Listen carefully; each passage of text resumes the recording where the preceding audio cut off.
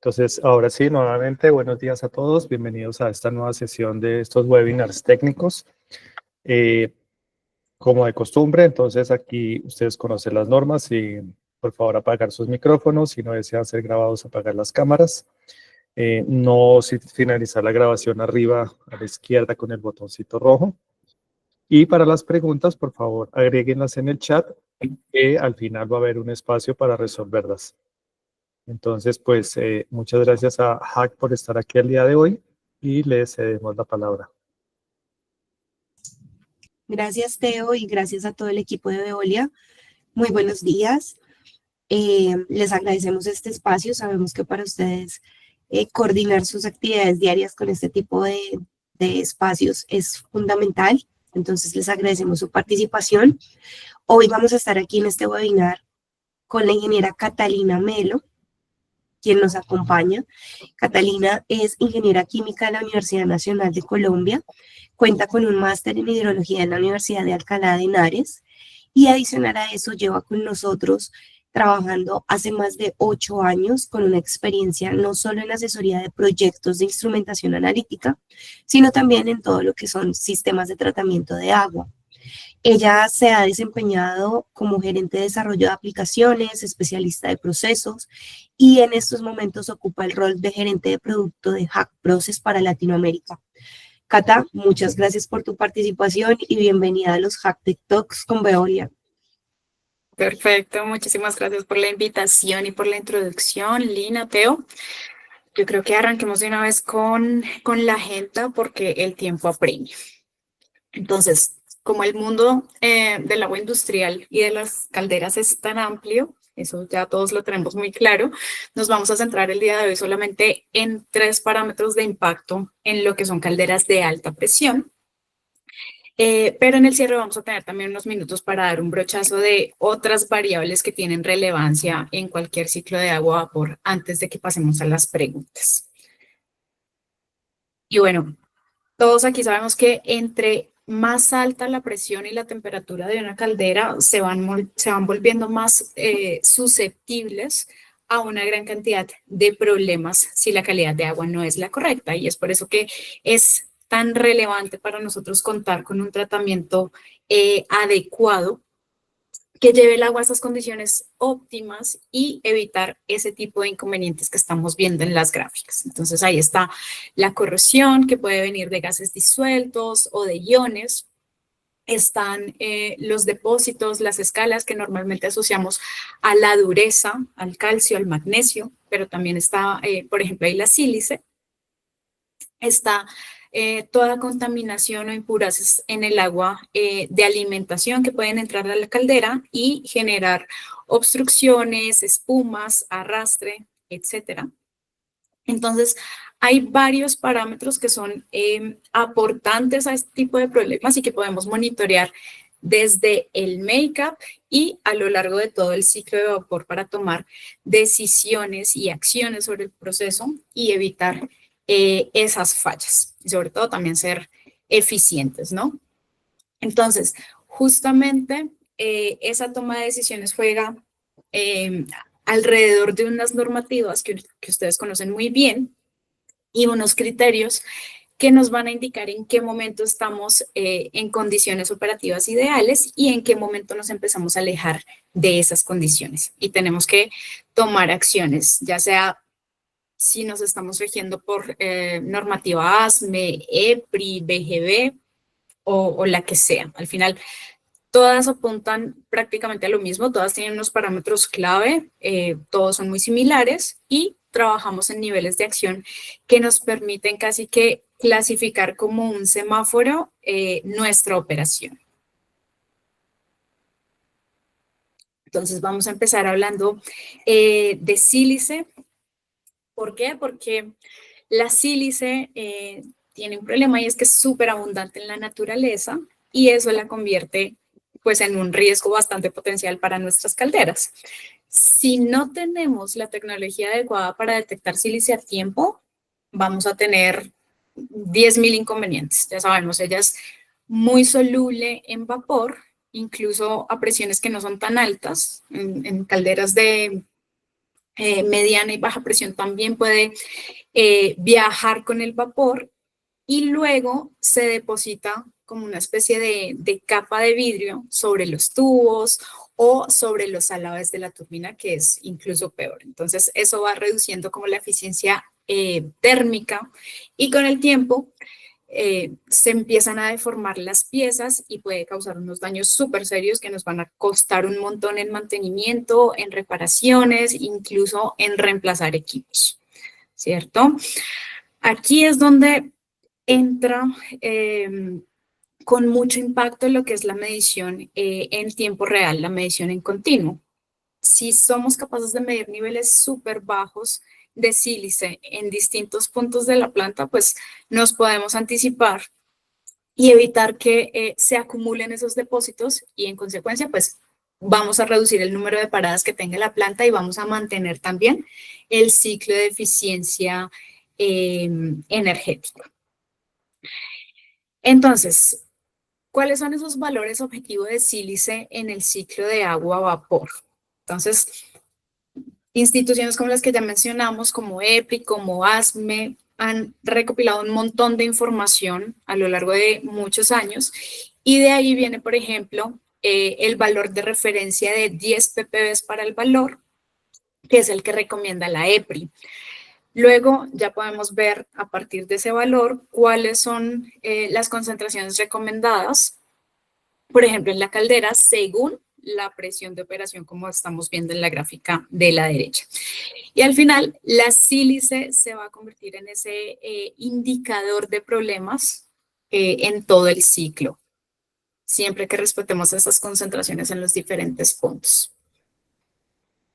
Ahora, uno de los puntos más críticos es justo a la salida de la planta de desmineralización. Entonces, ahí es donde normalmente eliminamos la sílice con algunas resinas de intercambio iónico o con lechos mixtos. Suele ser una práctica que utilicemos, por ejemplo, la conductividad para identificar el momento en que ya se alcanza la saturación de las resinas. Hay otras plantas donde no lo hacen ni siquiera por conductividad, sino que lo hacen basados en volumen, cuánta agua pudo haber pasado alrededor a través de las resinas o por tiempo. Y hacerlo por volumen o por tiempo, pues no es la mejor práctica porque las resinas no se van a saturar a la misma velocidad, sino que depende en gran medida de la calidad de agua de la fuente que tengamos, depende de la temperatura, etc.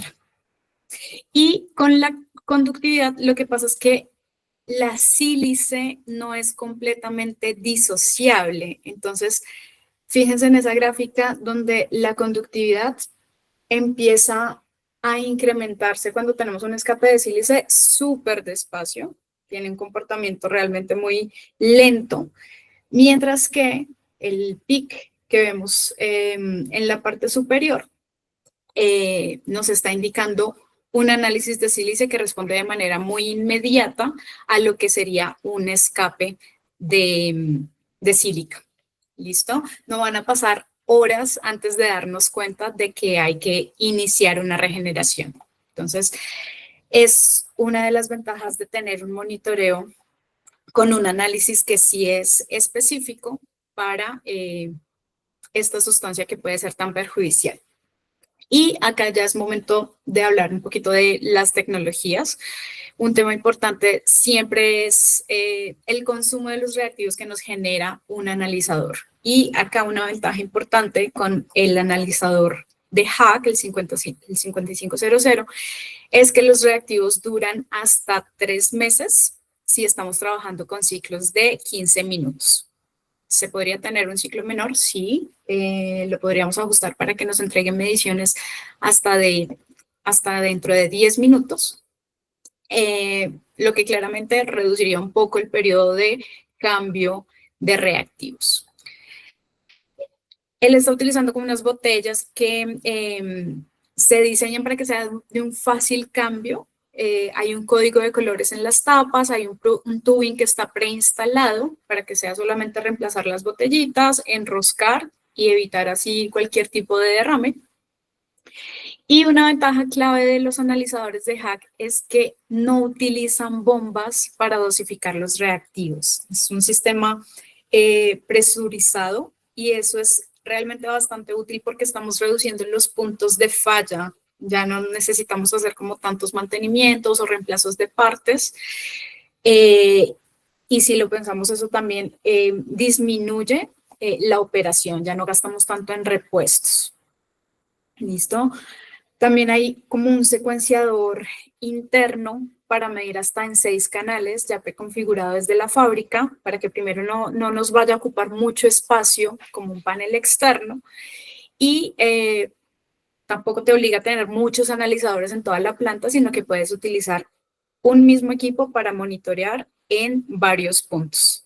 ¿Listo? Los podemos instalar en pared, en panel o en mesa. Y además de que el equipo es visualmente muy atractivo, como lo suelen ser los instrumentos de Hack, esa pantalla grande a color, donde podemos ver como la información de todos los canales, tiene un plus adicional que es un sistema de diagnóstico predictivo. Entonces, él funciona como un semáforo. Verde te está indicando que todo está bien. Amarillo te va a decir que se acerca una tarea de mantenimiento y rojo es alerta, necesitamos una intervención inmediata. Entonces, también te va a mostrar como notificaciones sobre el nivel de los reactivos. Hay unas barras, que son las que vemos por aquí arriba de las botellitas, que te van a indicar en qué momento necesitas hacer una intervención o te evalúan también la calidad de la medición con un autodiagnóstico que tiene el equipo de cómo están funcionando sus componentes clave. ¿Listo? Por ejemplo, mira cómo está su espectrofotómetro, cómo están funcionando los reactivos y en función de eso, la barra indicadora te va diciendo si tienes la confianza y la tranquilidad de saber que esa medición está correcta. ¿Ok? Y algo muy útil es que tiene esos puertos de muestreo tanto a la entrada como a la salida. Entonces, el de la entrada para que hagas un análisis rápido de alguna muestra externa y el de salida para que puedas llevar una muestra como la que le está ingresando al equipo y llevarla al analizador de laboratorio, al equipo de mesa, sin que interrumpas el flujo. ¿Listo? Y esto es una ventaja que no siempre se ve en las hojas técnicas, por ejemplo, pero hay una ventaja muy importante de cuando tú miras o haces un análisis en el laboratorio con la misma tecnología y con el mismo método a nivel de procesos, ¿cierto? Entonces, si estás utilizando, por ejemplo, los espectrofotómetros DR3900 o los espectros DR6000, que para medición de Sili se utilizan el método 8282 en ultra bajo rango, exactamente lo mismo está haciendo el analizador en línea 5500. Entonces también es una química colorimétrica, utiliza un reactivo heteropoliácido azul, o sea, estamos comparando exactamente lo mismo y ya no vamos a tener como esa incertidumbre de si el equipo que me está midiendo correctamente es el de proceso o si debo confiar más en el de laboratorio, porque al final no deberíamos tener discrepancias. ¿Listo? Ambos tienen como sus curvas de calibración previamente montadas. Va a ser clave que verifiquemos periódicamente cómo están esas curvas, porque con el tiempo, con el desgaste de los meses, sí se puede desviar un poquito, puede variar. Y cualquiera de los dos equipos los podemos verificar también con estándares externos verificables, certificados. ¿Listo? En el equipo en línea, a través de esa función que vimos, que es el grab sample de entrada, y si la correlación no me está dando exactamente igual como la estamos viendo en las gráficas acá, si no me da perfecta, pues ya estamos recibiendo una alerta de que alguno de los equipos necesita un mantenimiento o de que hay un error en la técnica analítica. ¿Listo? Ahí están los dos equipos. Y vamos a continuar con nuestro segundo parámetro, que es la medición de sodio. ¿Y por qué sodio? Bueno, el sodio es clave en ese ciclo de agua-vapor porque aunque él no es corrosivo en sí mismo, sí suele venir acompañado de otros compuestos que sí lo son. Caso de el cloruro de sodio, caso de el hidróxido de sodio. Cloruros y los hidróxidos son supremamente corrosivos. Entonces, eso hace que las normas sean realmente muy estrictas. Se recomienda mantener el sodio usualmente por debajo de 2 ppb o incluso en algunos casos menor a esa concentración. Y si lo vemos desde la desmineralización, el sodio es ese primer catión que se nos escapa cuando una resina está agotada. Así que medirlo nos ayuda a regenerar solo cuando es necesario, algo así como lo que vimos con la sílice en las resinas aniónicas, pues exactamente lo mismo podríamos hacer en una resina catiónica que me está reteniendo sodio. ¿Listo? Si optimizamos la regeneración de esas resinas a través de la medición en continuo de este analito, pues ya podemos optimizar el uso de químicos y también estamos previniendo en gran medida la corrosión. ¿Okay? Lo mismo, aunque la conductividad a veces se utiliza para detectar impurezas, un análisis de sodio es supremamente más sensible. Entonces, puede detectar hasta 0,1 ppb, digamos que un equipo estándar de la industria, del mercado, podría detectar 0,1 ppb de sodio, mientras que la conductividad podría captar cambios que equivaldrían a unos 11 ppb de sodio. ¿Eso qué significa? Que mi conductividad no tendría la suficiente sensibilidad para detectar una contaminación de sodio en el sistema y por eso la medición en línea de sodio es tan popular, porque realmente no tenemos tampoco una alternativa a nivel laboratorio que pueda detectar en niveles tan bajos como los que les menciono de 0,1 ppb. ¿Listo?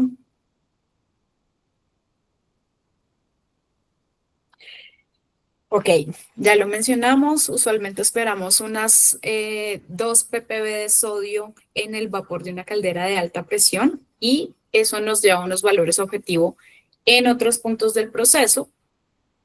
Aquí lo más relevante tal vez a mencionar es que vamos a tener que contar con una tecnología muy confiable que permita medir en rangos así de bajitos, que la verdad no es tan sencillo.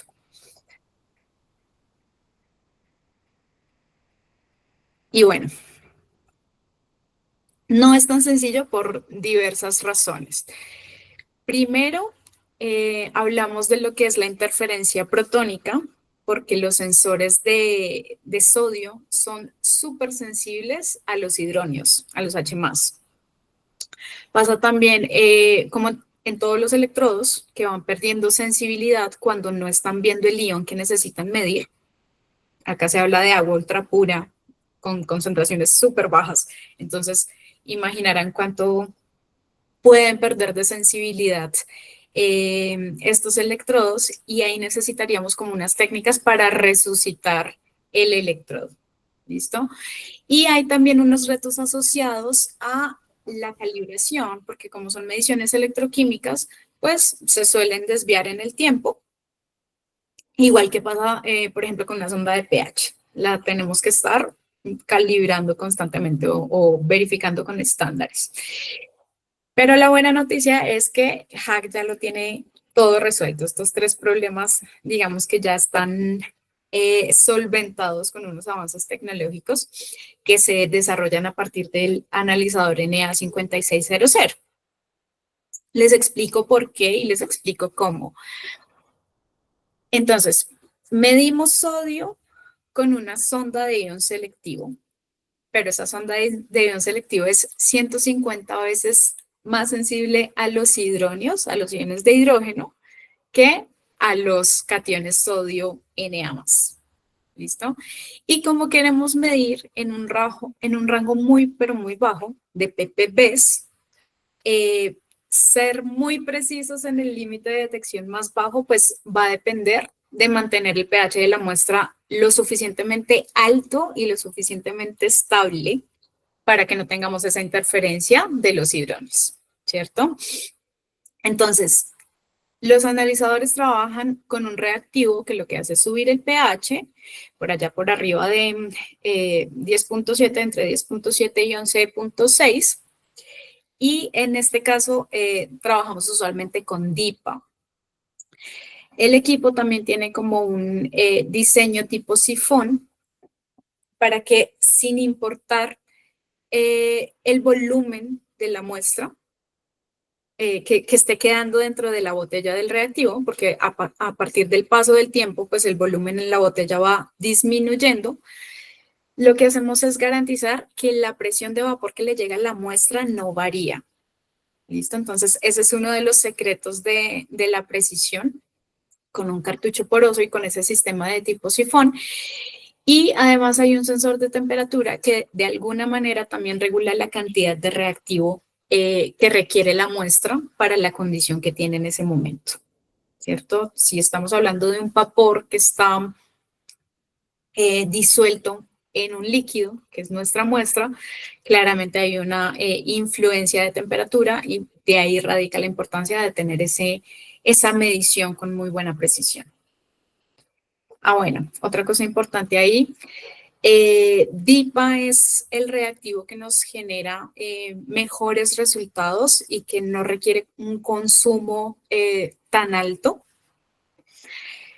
pero no es la única opción. El DIPA, digamos que funciona así porque vienen concentraciones muy altas, por allá por arriba del 98%. Sin embargo, el equipo también podría funcionar con amoníaco, ¿listo?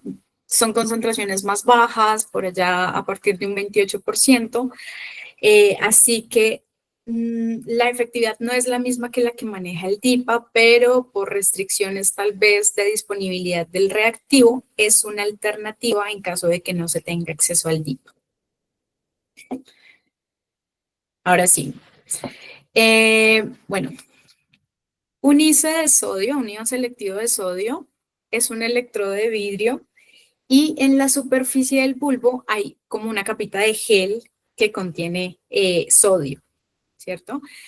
Si nosotros estamos exponiendo ese bulbo a un líquido que tiene unas concentraciones por abajo de un ppb, de 0.5 ppb durante un periodo de tiempo muy largo, lo que pasa es que el sodio que está en esa estructura de gel gradualmente se va agotando. ¿Listo? Y lo primero que va a pasar es que aumenta el tiempo de respuesta. Entonces ahí en ese gráfico de la derecha, en la parte superior, vemos cómo disminuye la respuesta de la sonda a medida que van pasando los días.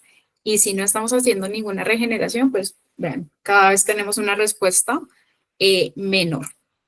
Entonces, los analizadores de sodio se tienen que reactivar, tienen que hacerse una regeneración.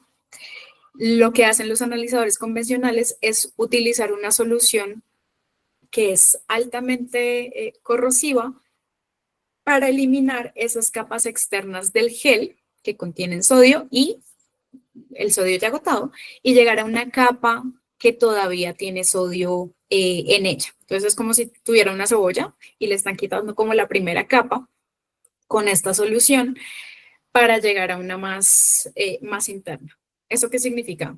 Cuando le estamos haciendo una regeneración con estas sustancias tan corrosivas, también estamos exponiendo a la sonda a un deterioro. La estamos como puliendo, ¿cierto? Y un tema importante también es que estos reactivos son muy nocivos para un operador. ¿Ok? ¿Qué hace Hack entonces? Hay una reactivación automática que ya no requiere la intervención de una persona y no utiliza una sustancia que sea corrosiva, sino utiliza nitrato sódico, que ya es inofensivo, y con eso estamos eliminando completamente la respuesta lenta, como vemos en esa figura de abajo. el analizador se va regenerando periódicamente y siempre vamos a tener la misma respuesta con esa reactivación automática programable.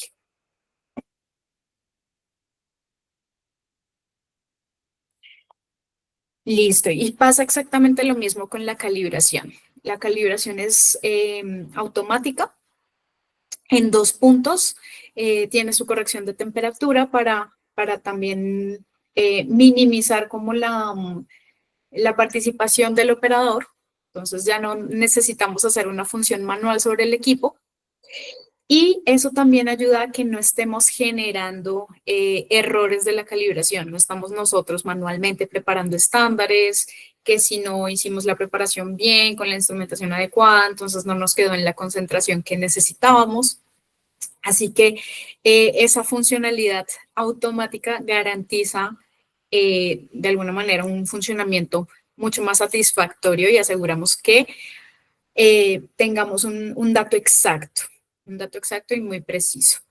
¿Listo?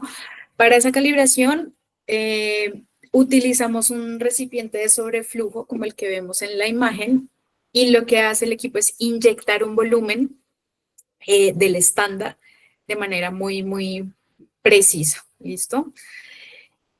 Usualmente estamos trabajando con un estándar de 10 ppm que es estable y tampoco es sensible a contaminaciones. Y luego hacemos una calibración en 100 y en 1000 ppb, que son los puntos recomendables para iones selectivos, pero a partir de un estándar que sea estable. No tendría mucho sentido poner un estándar que de pronto se pueda degradar con el tiempo si lo estamos tratando de preparar de inicio en una concentración tan baja de ppb y que de pronto también es muy susceptible a adquirir contaminación incluso del mismo recipiente en donde lo estamos almacenando, ¿verdad? Listo. Y pasamos a la conductividad. Acá prácticamente que estamos envolviendo 3 parámetros en uno. ¿Y por qué 3 conductividades? Bueno, acá quiero traerles uno de los equipos que tiene hack para la medición de conductividad, que me sirve más que todo para ilustrar cómo funcionan esas 3 conductividades. Entonces, existe la conductividad específica, que es mi primer indicativo para saber que hay una contaminación en mi ciclo de agua-vapor. No sé qué hay, pero sé que hay iones en mi agua. ¿Listo? La conductividad específica la medimos entonces con una primera sonda que está recibiendo muestra de mi sistema. Y en calderas pasa que necesitamos subir el pH. Cuando tenemos agua ultra pura, normalmente tenemos como un pH por allá súper neutro, muy cercano a 7, pero el agua ultra pura también suele ser corrosivo con la metalurgia de la caldera. Entonces lo que hacemos es subir el pH para evitar esa corrosión y utilizamos compuestos como por ejemplo el amoníaco. Entonces el amoníaco como un ion amonio, lo que va a hacer es subir la conductividad, pero no necesariamente va a representar una contaminación que me genere problemas en el sistema. Al final el amoníaco lo estoy agregando porque lo necesito. Entonces, hay una interferencia en mi conductividad específica que me podría generar un ruido y hacerme pensar que voy a tener problemas en mi ciclo de agua-vapor, pero no va a pasar. ¿Listo? Entonces, hay que pensar en cómo nos quitamos el problema de la interferencia del amoníaco para identificar de verdad los iones que son perjudiciales para el ciclo. Y eso lo hacemos con la conductividad catiónica. ¿Listo? Entonces, conductividad catiónica no es más que volver a medir la conductividad específica, pero después de que ya pasó por una resina de intercambio catiónico. ¿Listo? Entonces acá tenemos la resina y por acá medimos la conductividad ácida o catiónica. ¿Qué estamos haciendo ahí? Ya removimos entonces el ion amonio, que era mi interferente, Y con eso tenemos como un efecto que maximiza los aniones que suelen ser los más problemáticos como precursores de la corrosión. Ahora, resulta que hay algunas plantas que suelen ciclar frecuentemente, ¿cierto? Entonces así como tenemos plantas que paran una vez al año, podemos tener plantas que paran 3 veces a la semana, ¿cierto? Y cuando tenemos esos ciclos de arranque y de paradas, lo que vamos a tener es un ingreso de aire y con el aire entra también CO2 y el CO2 va a incrementar esa conductividad que yo tengo por acá, la catiónica. ¿Listo? Entonces, ahí viene nuestra tercera conductividad, que es la conductividad catiónica desgasificada. Ahí lo que hacemos es poner una unidad de desgasificación que lo que hace es remover toda la contaminación que viene asociada al CO2 y con eso nuestra tercer sonda de conductividad estaría viendo como tal contaminación real de sustancias corrosivas como el sulfato y el cloruros, esta vez quitándonos el interferente del CO2. ¿Vale? Conclusión, conductividad catiónica desgasificada es medir después de remover CO2 con una unidad desgasificadora. Miren, ahí venían como los avisos de cada una de las sondas. Y al final esto es lo que tendríamos en un sistema. Voy a pasarme por acá. Listo. Así se ven entonces las tres conductividades. Mencionamos que la conductividad del agua ultrapura puede venir de 3 fuentes principales, ¿cierto? Está la del agente alcalinizante, como puede ser el amoníaco, como puede ser el hidróxido de sodio, que se usan para subir el pH y es la que tenemos acá en azulito. ¿Vale? Luego tenemos la conductividad relativa al CO2 que viene del aire en el sistema y esa es la que nos sale por acá en rojito. Y la última que tenemos es la conductividad que viene realmente de las impurezas, de las sales, que son las que vemos ahí en verde, como la conductividad catiónica desgasificada. Entonces, esas tres conductividades se pueden calcular midiendo primero la conductividad específica, luego la conductividad catiónica y, por último, la conductividad catiónica desgasificada. Y bueno, acá vemos como un ejemplo numérico de cómo podrían interpretarse los valores de las tres conductividades. Entonces, hay un primer caso en el que vemos que hay un incremento de la conductividad catiónica por acá, pero la catiónica desgasificada me está permaneciendo igual. ¿Y eso qué quiere decir? Que la contaminación que yo tengo es por aire, porque las sales permanecen igualito. Lo único que subió fue el contenido de CO2. Eso significa que no sería realmente una conductividad perjudicial para mi sistema. Y en el segundo caso, tenemos un aumento de la conductividad catiónica y tenemos también un aumento en la conductividad desgasificada. Y esto lo que puede estarnos diciendo, lo que nos dice, es que acá sí tenemos una fuga de sales que está ingresando al sistema. ¿Listo? Acá creo que es bastante evidente las ventajas que podría llegar a tener monitorear sin ese interferente del CO2 para tomar decisiones mucho más certeras de cuándo puedo tener contaminantes en mi sistema. Acá en este tercer caso vemos un ejemplo de un arranque en el ciclo de vapor. Entonces, en este caso pasa lo contrario del caso anterior. Se bajó la conductividad catiónica, se bajó la conductividad desgasificada porque estamos bajando hasta tener unos niveles normales para el arranque. Si tenemos, por ejemplo, que nuestro nivel de dar inicio a la operación son 0.5 microsiemens por centímetro.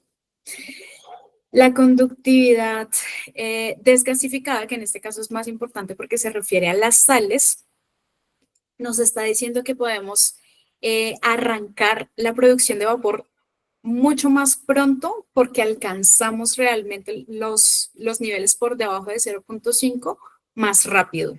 Es decir, si nosotros tenemos solamente la medición de conductividad catiónica, esta primera columna me está diciendo todavía no estás preparado para tu arranque. Pero si hubiéramos medido conductividad catiónica desgasificada, nos daríamos cuenta de que no tendríamos una aportación de sales que impida el arranque de la caldera y hubiésemos podido arrancar nuestra operación muchísimo más rápido. ¿Listo? Entonces, esta tercera conductividad se vuelve supremamente útil cuando tenemos operaciones donde tenemos un ciclado frecuente. Y bueno, aparte de estos beneficios en aplicación, el panel de Hack tiene también unos diferenciales y es que no requiere de agua de enfriamiento porque la unidad desgasificadora tiene una opción de enfriamiento regenerativo y ese enfriador de muestra asegura que la sonda de conductividad catiónica y la sonda de conductividad catiónica desgasificada reciban muestra exactamente a la misma temperatura y con eso eliminamos pues cualquier tipo de error en la medición. ¿Vale? Eso básicamente, hay unas consideraciones también para monitorear pH calculado, bien sea con un panel de conductividad catiónica o de conductividad catiónica desgasificada. Lo vemos por allí como cuáles serían algunas restricciones para tener una medición o un cálculo lo más preciso posible. Y hasta ahí cubrimos como nuestras 3 variables en las que nos queríamos concentrar el día de hoy. Paso muy rápidamente a dar un brochazo de otras variables que pueden llegar a ser significativas en la medición en el ciclo de agua-vapor. Básicamente hay una infinidad de parámetros que se pueden monitorear tanto a nivel laboratorio como a nivel de procesos a lo largo de todo el ciclo. Y pues el alcance prácticamente que ya nos quita cualquier tipo de restricción de que antes solamente podríamos monitorear estas variables con equipos de mesa. La tecnología ahora nos permite también tener una operación 24/7 para tomar decisiones muchísimo más rápidas en el proceso. Dentro de esos otros parámetros, está, por supuesto, lo que es la medición de pH, donde pH no es tan directo como simplemente poner una sonda, porque estamos hablando de muestras con una fuerza iónica supremamente baja, que haría que una sonda convencional que está monitoreando pH se demore un montón en estabilizar. Así que hay tecnologías diseñadas para medir con muy buena confiabilidad, con una precisión altísima, en agua ultra pura, como es el caso del ciclo de agua-vapor.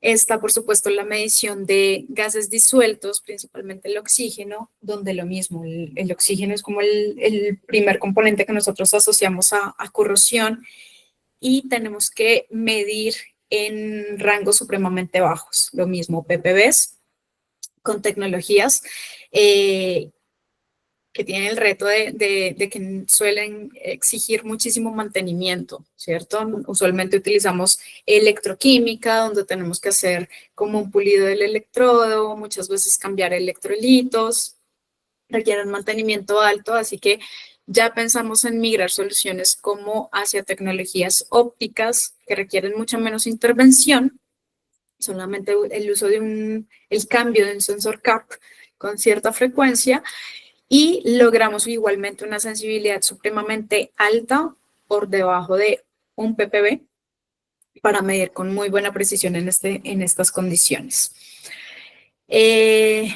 monitoreo de carga orgánica viene a ser importante también para ciertos tipos de operaciones. Por ejemplo, ingenios azucareros, industria petroquímica, donde sí podríamos estar exponiendo el ciclo de agua por alguna contaminación de orgánicos, por la misma naturaleza de la materia prima que estamos procesando en la planta. Esa carga orgánica puede resultar también en nuestro ciclo de agua-vapor y generar problemas de corrosión gravísimos.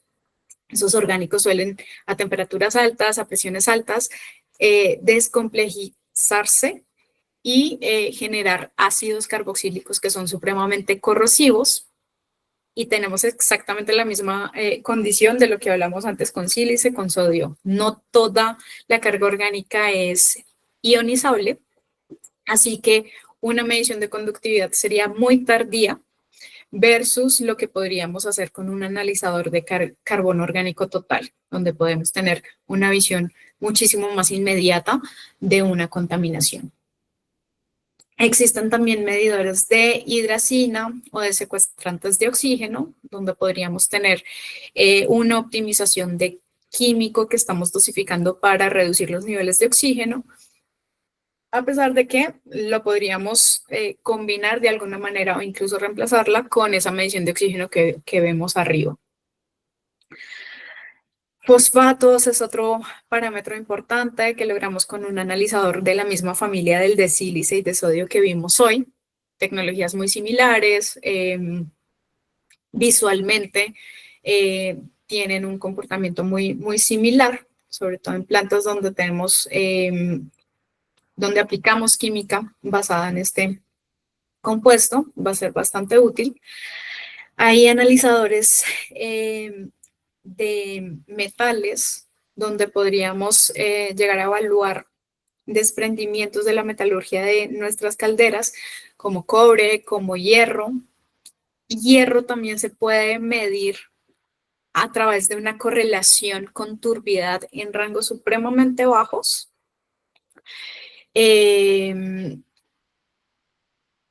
A nivel de laboratorio, lo que hacemos con ese sistema que vemos abajo a la izquierda es, tenemos un nefelómetro que puede medir mili-NTUs en línea y a esas muestras que le podemos medir a un sistema en estado estacionario, un sistema estable, vamos a llevarlo al laboratorio a hacer una medición de hierro en ultra bajo rango. Lo que vamos a encontrar es cuántas partículas podríamos llegar a tener en nuestra muestra provenientes de los metales particulados. O sea, cuánto podríamos llegar a tener de un desprendimiento ocasionado por la corrosión de nuestra metalurgia.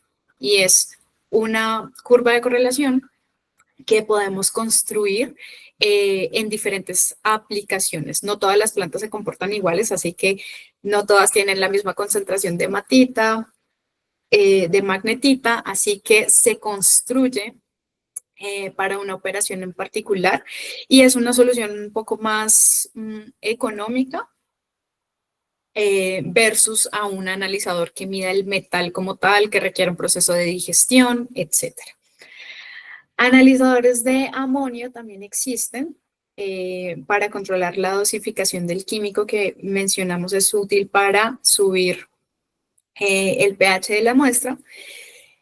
Y hay otras soluciones que se salen un poco del monitoreo de las variables de calidad de agua, pero que igualmente son muy útiles en el proceso de calderas.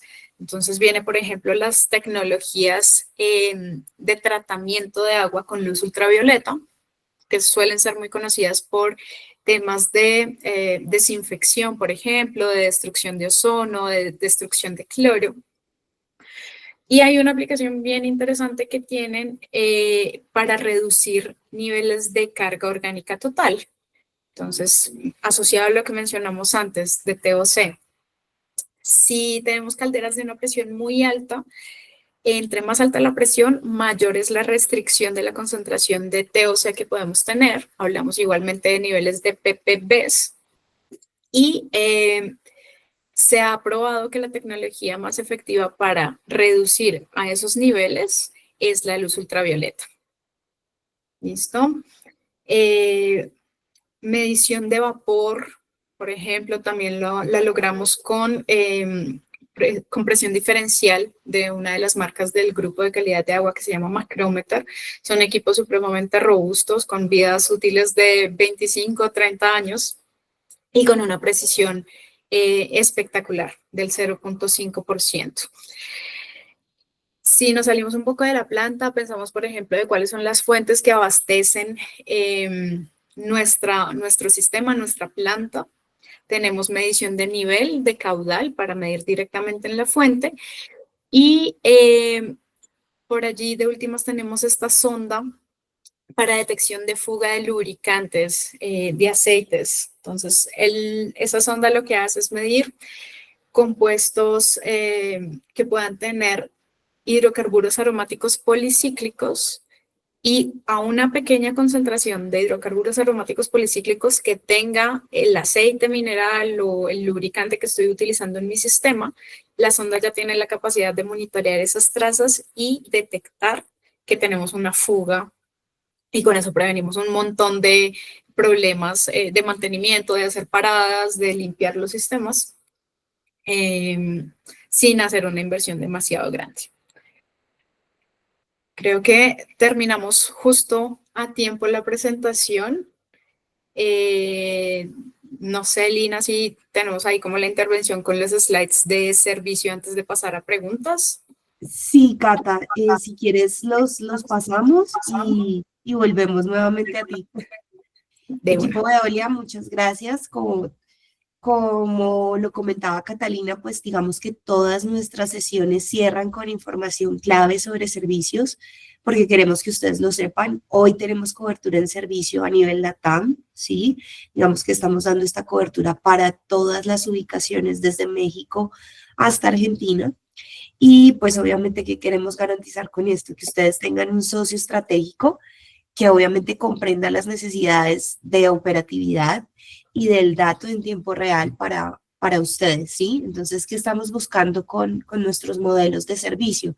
Que se pueda maximizar el tiempo de la actividad operativa de nuestros instrumentos y que nuestros clientes como ustedes se puedan encargar de todo el tema de su know-how y experiencia de proceso, ¿sí? Ahí, Cata, si me ayudas con la siguiente. ¿Qué se busca o cuáles son las fortalezas del equipo de servicio? Importante, 3 variables claves. Establecer un rendimiento, que es efectivamente partiendo desde el punto de vista de poner en marcha los equipos, todo el tema de calibración y certificación dependiendo de la localización donde se encuentre. La segunda variable es todo el tema de mejorar el rendimiento, que es ese monitoreo avanzado y en tiempo, digamos que real, monitoreo remoto. Y el tercero, establecer ese rendimiento, es decir, mantenimiento de rutina y reparación. Estos 3 componentes o fortalezas del servicio, digamos que nos permiten no solo garantizar el correcto funcionamiento de nuestra instrumentación, sino que nuestros clientes se enfoquen en su core de negocio, que ese es el objetivo principal. Importante que este modelo de negocio está disponible, como lo mencionaba, en toda la región y se caracteriza por 5 atributos principales.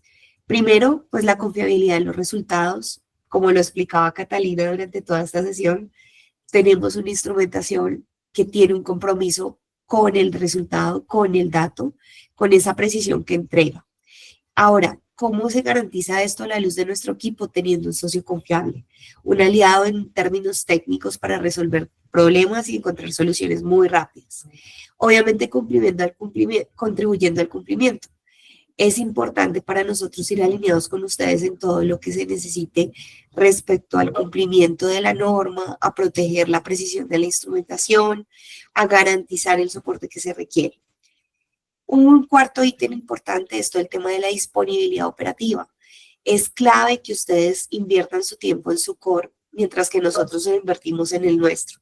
Por eso garantizamos la confiabilidad y la disponibilidad de nuestros equipos para ustedes y sus operaciones. Y claramente detrás de todo este nivel de servicio va a estar la optimización de tiempo y de recursos. Al tener unos recursos dedicados para servicio de instrumentación, monitoreo y control, pues básicamente lo que vamos a garantizar es una disponibilidad no solo del dato, del instrumento para ustedes, sino también una disponibilidad de tiempo para que ustedes se enfoquen en las actividades principales de su negocio. Queremos resaltar esto, equipo Veolia, porque hoy los equipos de servicios están muy fuertes y muy localizados con ese objetivo, con el objetivo de que ustedes nos conozcan y que sepan que toda la base instalada que puedan tener de nuestra instrumentación puede ser atendida bajo estas condiciones y podemos generar modelos de negocio que pueden ser muy interesantes para ustedes. Algo importante, equipo, es si ustedes tienen alguna duda, algún comentario, estamos aquí para ustedes. Eh, Creo que como lo mencionaba Cata, con esto cerramos la sesión y abrimos paso a todo el tema de preguntas adicionales respecto al tema. Yo, Cata, te puedo confirmar que estoy viendo 2 en el chat, pero no sé si alguien de las personas que están conectadas quiere abrir el micrófono y hacerte la pregunta directamente. Entonces, ahí tal vez cedo la palabra a quienes están en línea. Si quieren hablar, bienvenidos a abrir su micrófono y hacer la pregunta directamente a Cata.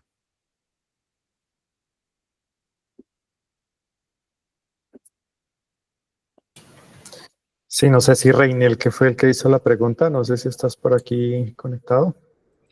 Sí, sí, sí. Sí, buenos días a todos. Hola, Eh, buenos días. sí, digamos que entiendo como tal la tecnología y pues particularmente me causa curiosidades, por ejemplo, en los sistemas de condensado que son sistemas cerrados y pues que hay un cambio de estado y precisamente lo que tú dices, cuando hay paradas de planta, cuando hay interacción con otros equipos que son ajenos al ciclo cerrado de lo que comprende el vapor, puede verse afectado especialmente con intercambiadores de calor. Entonces, digamos que mencionaba que si este equipo garantizaría las mismas prestaciones de medición y control en el retorno de este fluido, especialmente cuando experimente un cambio de estado, considerando que esta interacción con intercambiadores de calor puede modificar parámetros como dureza, color, pH, etcétera, que pueden provenir de otras fuentes directamente del intercambio. Ujú. ¿A cuál equipo te refieres? Digamos que tú mencionas diferentes para manejar temas de dureza por sílice, para manejar el tema de conductividad, pero hay otras integraciones que digamos que no las conocía, siempre nos íbamos o por color o por pH o por dureza, pero encontrábamos en el mercado una que nos permitiera monitorear variables todas de manera integral para tomar decisiones antes de inyectar ese fluido nuevamente a la recuperación y evitar tanta reposición por make-up. Usualmente lo que hacemos es ubicar diferentes analizadores que nos ayuden a garantizar una calidad de agua correcta. Entonces me devuelvo acá a donde tenemos el ciclo. Te das cuenta que hay diferentes variables que pueden ser relevantes para tomar decisiones en los diferentes puntos del proceso. No tendríamos la posibilidad de recibir una fuente directamente y creo que no sé si estoy interpretando bien tu pregunta y tú me corriges, con las condiciones de proceso que tienen directamente. ¿Qué pasa cuando nos enfrentamos a un analizador como el de sílice, como el de sodio, como el de conductividad, como el de TOC? Lo que hacemos es armar un SWAS, un sistema de muestras de agua y de vapor, donde primero aplicamos un acondicionamiento de muestra, que es básicamente extraemos bien sea el condensado o bien sea el vapor o bien sea el make-up y ajustamos las condiciones de temperatura y de presión para hacerlas asequibles a los equipos, ¿cierto? Claramente los equipos, por ejemplo, no están diseñados para monitorear en vapor. Así que cuando hacemos un trazado desde el domo para tomar nuestra fuente de vapor, lo que hacemos es bajar temperatura, bajar presión, hacer una condensación para que alimente a los equipos y hagamos ese monitoreo de las variables.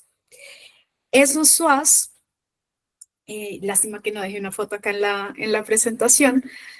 Claro, son unos paneles donde tenemos toda la instrumentación montada junto con sus acondicionadores de muestra y estamos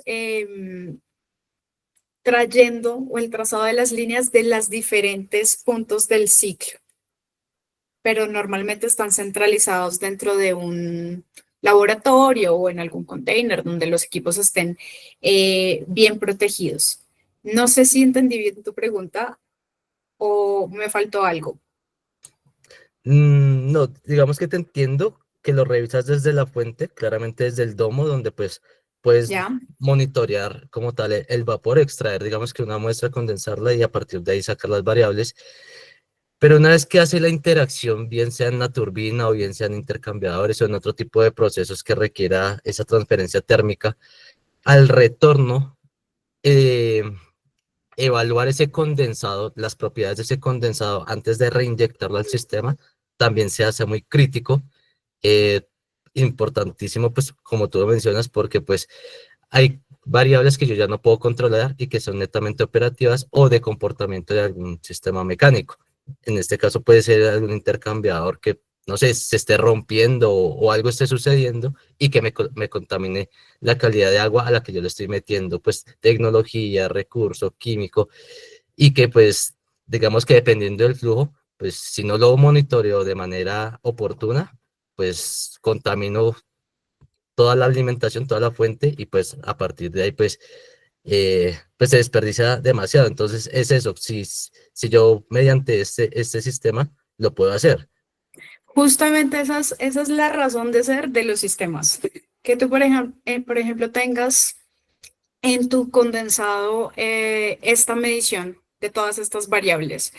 Si se te sube la concentración, por ejemplo, de sodio o de sílice, dices, diablos, parece que tengo una contaminación, se rompió algún tubo del intercambiador y me está permitiendo la contaminación desde el agua de enfriamiento y me está contaminando el condensado. Entonces, tener esa visión en todo el punto en todos los puntos del ciclo, te está advirtiendo dónde puedes tener esa posible contaminación e inmediatamente te va a obligar a tomar una acción para evitar que haya repercusiones en la caldera. Entonces es justamente la razón de ser de esa instrumentación analítica.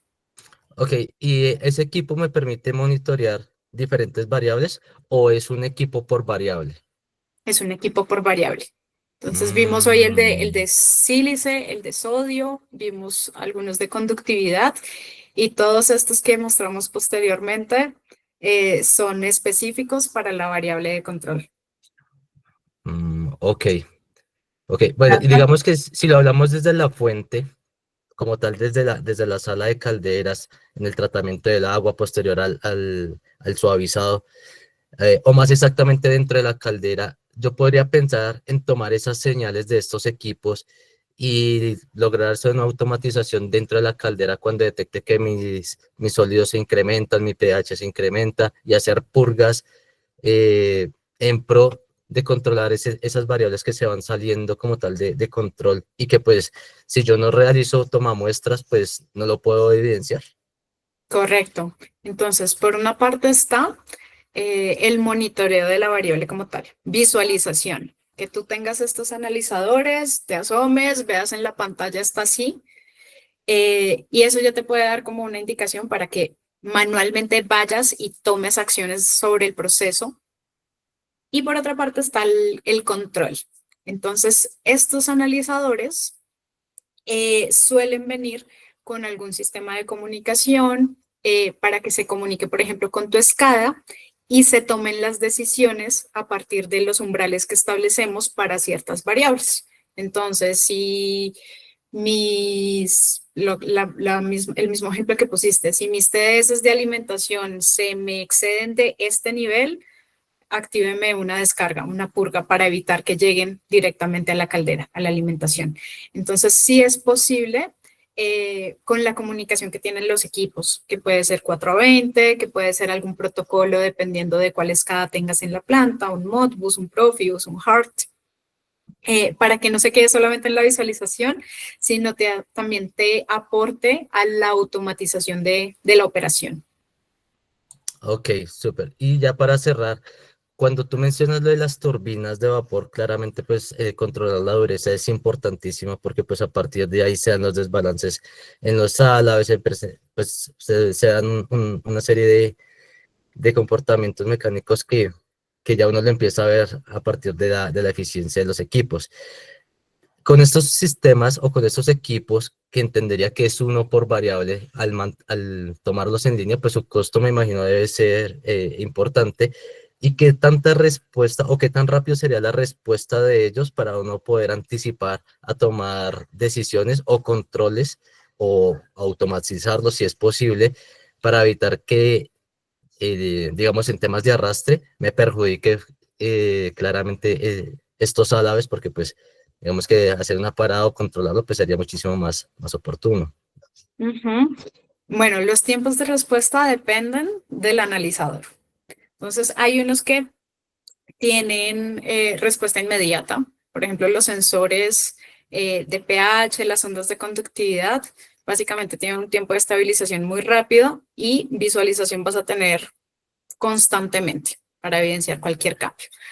Hay otros parámetros que requieren una técnica analítica. Entonces, por ejemplo, los que vimos de sílice y de sodio, básicamente están tomando muestra, están haciendo inyección de unos reactivos, necesitamos tener una agitación, un cambio de color para el cambio de sílice, para el caso de sílice, y ahí sí podemos, después de hacer ese proceso, tener un dato de reporte. Eso puede tomar hasta unos 10 minutos. Dijiste también dureza, ¿cierto? Sí, señora. Dureza, por ejemplo, tú tienes alternativas tan sofisticadas como las quieras. Hay unos analizadores que visualmente se parecen mucho a este que presentamos de cobre y es como un colorímetro. Entonces tomas muestra, agregamos reactivos, tenemos un cambio de color y monitoreamos según una curva de calibración en cuanto está la dureza para darte un reporte de la concentración exacta en la que ingresa la dureza a la caldera. Si quieres un equipo o un instrumento que sea mucho más funcional en tu operación, existen, por ejemplo, monitores de dureza que no te muestran el dato como tal de la concentración de la dureza, sino que tú le pones un umbral. Entonces dices, mi dureza no debería exceder los 0.3 ppm, por ejemplo, si estamos hablando de una caldera de una presión baja. Lo que hace ese monitor es que él hace análisis constantemente, no te va a reportar dato, pero sí te va a avisar en el momento que se exceda ese umbral, ese 0.3 ppm.